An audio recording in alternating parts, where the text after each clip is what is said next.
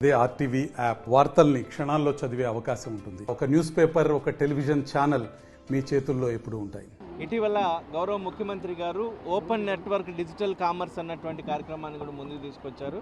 దీనిలో భాగంగా అటు అమ్మేవారు కొనేవారికి పూర్తిగా లాభం ఉండేలాగా, అమ్మేవారికి ఏమో అనేక అవకాశాలు, అదేవిధంగా ఎక్కువ మంది కస్టమర్ బేస్ని క్రియేట్ చేయడం, కొనేవారికి ఎక్కువ ఆప్షన్స్ని అందుబాటులో ఉంచడం అన్నటువంటి విధంగా మనము ముందుకెళ్తున్నాము. దీంట్లో భాగంగా ఈ 5 రోజుల పాటు మా ఎస్హెచ్జి సభ్యులు తయారు చేసినటువంటి అనేక ఉత్పత్తులకి మార్కెటింగ్ ఫెసిలిటీని ఏర్పాటు చేయడంతో పాటు అటు కేంద్ర ప్రభుత్వం ఇస్తున్నటువంటి స్వనిధికి సంబంధించిన ప్రాజెక్టును కూడా ముందుకు తీసుకెళ్లే విధంగా ఎస్హెచ్జి ప్రొఫైలింగ్ కూడా జరుగుతుంది రాష్ట్రంలో.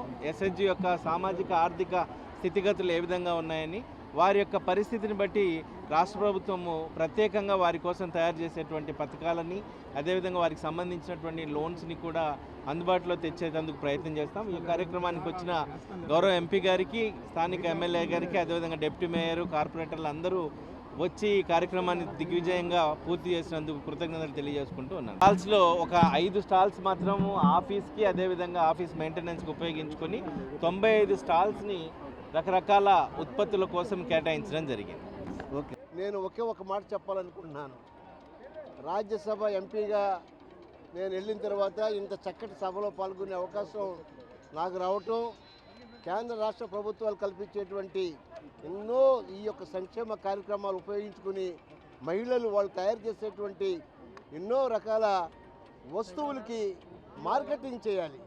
మార్కెటింగ్ చేసి ఇంకా వాళ్ళని సంపద పరులను చేస్తే ఆ కుటుంబాలు, అలాగే వాళ్ళు అనేక సామాజికంగా, అంటే ఆర్థికంగా, రాజకీయంగా కూడా వెలిగేటువంటి అవకాశం వస్తుంది.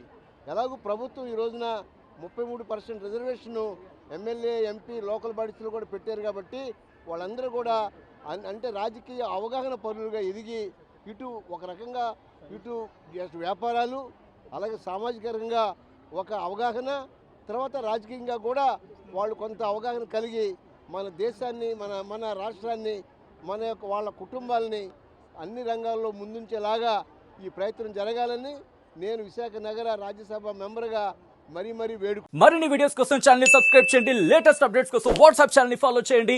అండ్ లింక్ డిస్క్రిప్షన్ లో ఉంది.